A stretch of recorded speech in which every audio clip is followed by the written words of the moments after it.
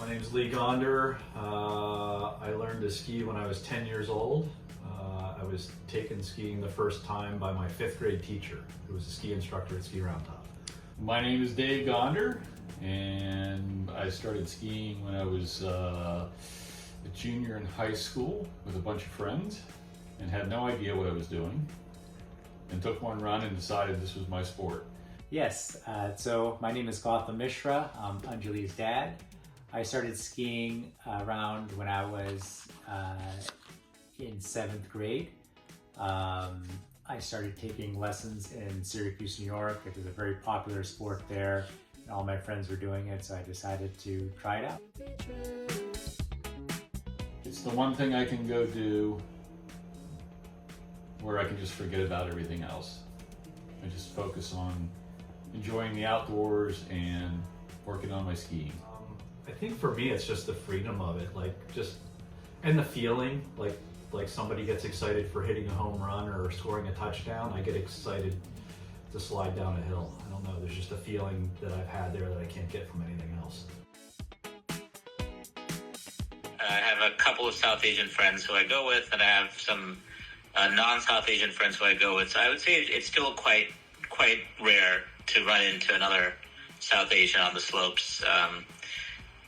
Probably in the last 5 years, there seems to be more of an interest in skiing from South Asians who have grown up here. So in California, I might see more.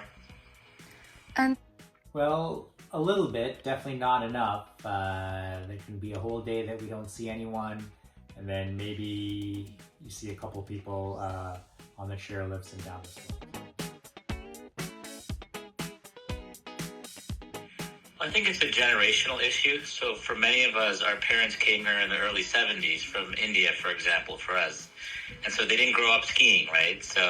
And I think for my generation, I'll be 50 soon, my kids ski, a lot of my friends' kids ski. So I think it's just sort of a generational difference. That's one thing, and a cultural difference. And two is frankly the cost. I mean, over the years, I think, to go to ski one day now, it could run upwards of $200 for a day pass, right? Just for the lift ticket. So unfortunately, the cost of the event is out of the reach of many, many people. Well, it's probably a couple things. One is a cultural thing. A lot of Indians their families didn't grow up in India skiing. So it is something new here when the immigrants come here and their kids grow up. Also, it's a cost factor. I think skiing can be an expensive sport, and if you don't live in a cold climate, you have to travel to it. So the cost factor is definitely an issue as well.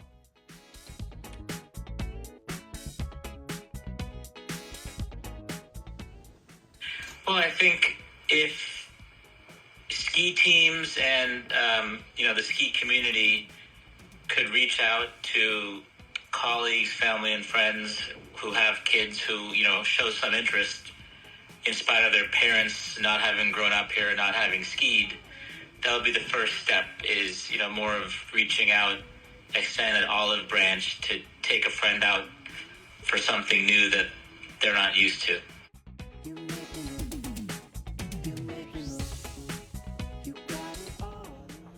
I think it would probably be the first time I went heli skiing in British Columbia.